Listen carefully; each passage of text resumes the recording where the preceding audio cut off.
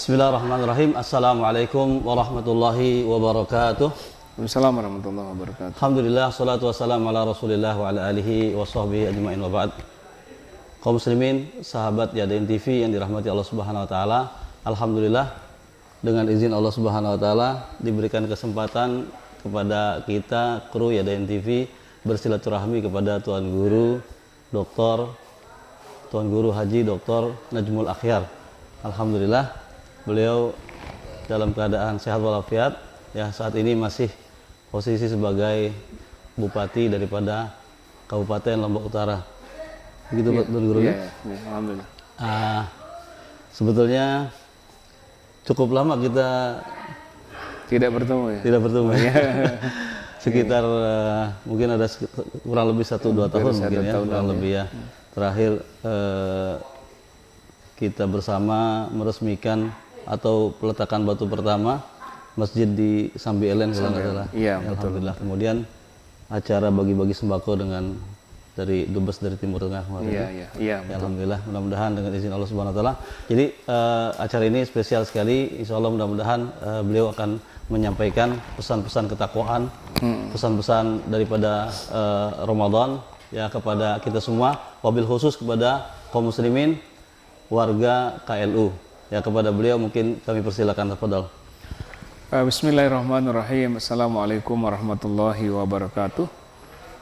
Para pemirsa Yadain TV, keluarga besar jamaah kaum muslimin muslimat rahimakumullah, khususnya yang berada di Kabupaten Lombok Utara. Pada malam hari ini alhamdulillah saya bersama Ustadz Haji Marzuki tentu ingin menyampaikan pesan-pesan. Pertama adalah betapa kita harus banyak bersyukur kepada Allah Subhanahu wa taala, karena hari ini kita masih berada dalam keadaan sehat walafiat dan bisa melaksanakan sekaligus insya Allah bisa menyelesaikan puasa kita. Amin, semoga ya Allah Allah, memanjangkan usia kita sampai selesai kita melaksanakan ibadah puasa ini dan berjumpa lagi juga nanti dengan bulan Ramadan yang akan datang.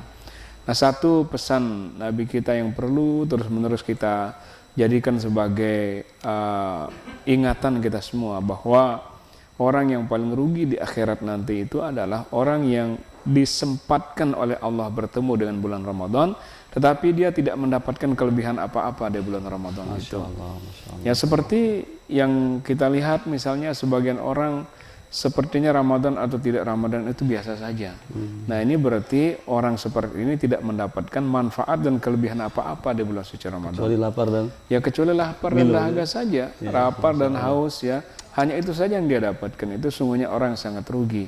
Berarti cocok dengan sabda Rasulullah SAW, kam min shaimin laisa lahu min siyamihi illal ju' wal atas. Jadi kecuali lapar dan dahaga saja yang dia dapatkan. Tidak ada pahala yang dia dapatkan dari adanya bulan suci Ramadan ini. Padahal sebagaimana kita ketahui, Ramadan adalah merupakan hadiah ya bagi umat Nabi kita Nabi besar Muhammad SAW. Mengapa kita katakan hadiah? Karena dengan bulan Ramadan ini kita dapat melakukan proses akselerasi, percepatan. Percepatan kita mendapatkan nilai di hadapan Allah. Ibarat kita sekolah ini, ya mungkin di S1 harusnya kita tempuh misalnya 4 tahun, ternyata bisa kita tempuh 1,5 tahun karena kita mengikuti akselerasi, mengikuti percepatan. Nah, bulan Ramadan pun demikian. Kenapa dikatakan hadiah dari Allah? Karena ini bentuk kasih sayang Allah kepada kita. Mengapa dikatakan bentuk kasih sayang Allah? Karena Allah tidak ingin nanti di akhirat nanti di padang mahsyar itu umat Muhammad ini merasa malu ya, karena nilai ibadahnya itu sangat sedikit. Mengapa dia sangat sedikit? Pertama, karena rentang waktu kita untuk hidup di dunia ini itu jauh sekali dibandingkan dengan umat-umat Nabi sebelumnya. Bayangkan umat Nabi sebelumnya itu ada yang sampai 800 tahun umurnya, ada yang 700 tahun. Nah, kalau ibadah kita itu sama dengan mereka, maka tentu saja hitung-hitungan matematikanya pasti pahala kita lebih sedikit. Lebih sedikit. Tapi makanya dengan kita ada karunia Allah berupa Ramadan ini dan Lailatul Qadar mungkin Lailatul Qadar juga ada, maka tentu kita akan bisa menyamai nilai mereka walaupun mereka hidupnya secara panjang, fisik lebih pendek gitu ya. Tetapi tentu saja ini akan didapatkan oleh orang yang menghidupkan bulan Ramadan ini. Man shoma Ramadhana imanan wa ihtisaban ghufira lahu ma taqaddama min dzambi. Jadi diampuni dosa-dosanya yang lalu. Satu, ya. Kemudian yang kedua lagi ada Lailatul Qadar. Masya Dia mendapatkan percepatan seperti orang beribadah 1000 bulan gitu. Tetapi kalaupun ada Lailatul Qadar, kita tidak beribadah pada malam harinya, kita tidak dapatkan. Nah, itu yang kita maksudkan bahwa akselerasi ini proyek dalam tanda kutip ya, percepatan yang disediakan oleh Allah. Tetapi siapa yang bisa mendapatkan percepatan itu? Ya orang yang mau melakukannya. Ya, jadi, kalau tidak mau ya tidak didapatkan. Man qama lailatul qadri imanan wa ihtisaban ghufira lahu ma taqaddama min. Jadi intinya di Lailatul Qadar, artinya Lailatul Qadar itu tetap dia datang. Cuma permasalahannya saat dia datang kita lagi ngapain, apakah ibadah apa cuma tidur aja ya? Iya, coba hitung-hitungan saja kalau namanya 1000 bulan. Saya sekarang 1000 bulan di usia katakanlah kita mulai jadi itu 83,43 tahun Guru. Betul. Kalau usia kita 60 tahun umpamanya, lalu kita mulai beribadah sejak umur katakanlah 17 tahun. 2 tahunnya kita masih masih santai-santai. 17 tahun kita beribadah, lalu menghidupkan malam-malam Lailatul Qadar, dan kita sempat beribadah di setiap malam Lailatul Qadar sejak umur 17 tahun kita. Maka walaupun usia kita hanya 60 tahun, hanya 70 tahun, itu akan melampaui pahala umat nabi-nabi sebelumnya, walaupun usia mereka itu lebih daripada 700 tahun. Gitu.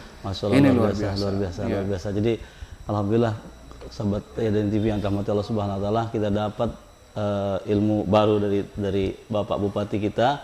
Bapak Bupati sekaligus beliau adalah tuan guru dan memiliki pondok pesantren di sini dan punya perhatian yang lebih terhadap agama, dan kita berdoa semoga Allah Subhanahu wa taala memelihara Bapak Bupati KLU dan juga memberikan keberkahan ya, dan juga diberikan taufik untuk bisa tetap senantiasa taat kepada Allah Subhanahu wa taala. Tetap senantiasa memposisikan diri sebagai khadimul ummah, sebagai pesan dari tuan guru tadi kita dengar ya, alhamdulillah. Dan juga mungkin dalam kesempatan ini saya minta izin tuan guru untuk menyampaikan dua patah kata kepada pemirsa ya. Berdampingan dengan pelunggu merupakan kehormatan bagi kami, alhamdulillah ya. Jadi sekali lagi saya sapa kepada pemirsa semuanya, assalamualaikum warahmatullahi wabarakatuh. Alhamdulillah, salatu wassalamu ala Rasulillah wa ala alihi wa sahbihi ajma'in. Wa ba'd. Sama-sama kita ketahui bahwasanya Ramadan, puasa, Allah Subhanahu wa taala syariatkan kepada umat Islam untuk satu tujuan ya. Jadi yang saya ingin selalu ingatkan kepada seluruh kaum muslimin, tidak ada satupun syariat yang Allah Subhanahu wa taala bebankan kepada kaum muslimin, kepada kaum mukminin, kecuali di sana terdapat maslahat yang luar biasa. Di sana terdapat hikmah. Salah satu dari hikmah dan tujuan daripada berpuasa, salah satunya adalah agar kita menjadi orang yang bertakwa kepada Allah Subhanahu wa taala ya. Kemudian kita semuanya menginginkan takwa, tapi tidak semuanya kita tahu apa sih sebetulnya takwa itu ya. Kita akan bisa lihat apakah berhasil atau tidak Ramadannya kita nanti di penghujung Ramadan dengan kita mengkomparasi ya, antara benarkah apa yang dikatakan takwa itu terdapat pada diri kita setelah menjalani Ramadan selama 1 bulan penuh atau tidak. Kalau seandainya itu ada, berarti alhamdulillah apa yang Allah Subhanahu wa taala tujukan daripada pembebanan syariat puasa ini berarti telah kita capai ya.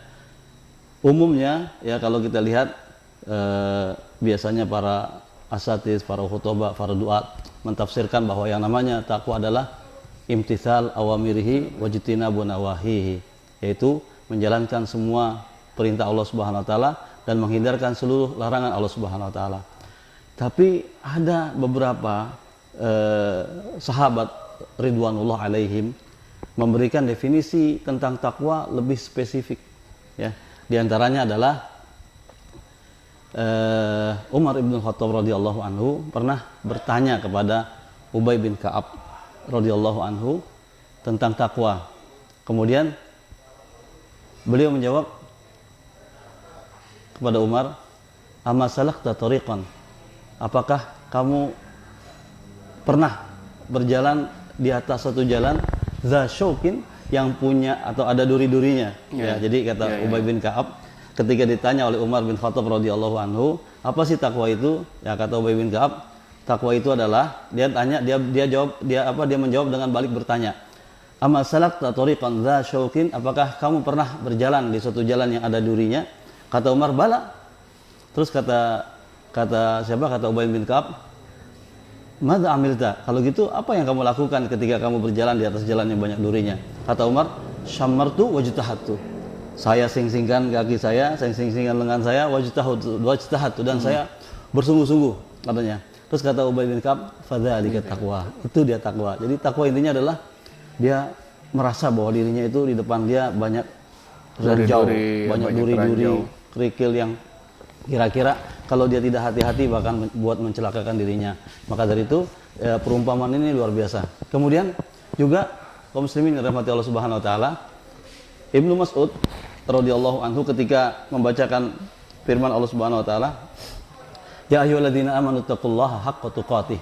Wahai orang-orang yang beriman, bertakwalah kamu kepada Allah Subhanahu wa taala dengan haqqa tuqatih, dengan ketakwaan yang sebenar-benarnya.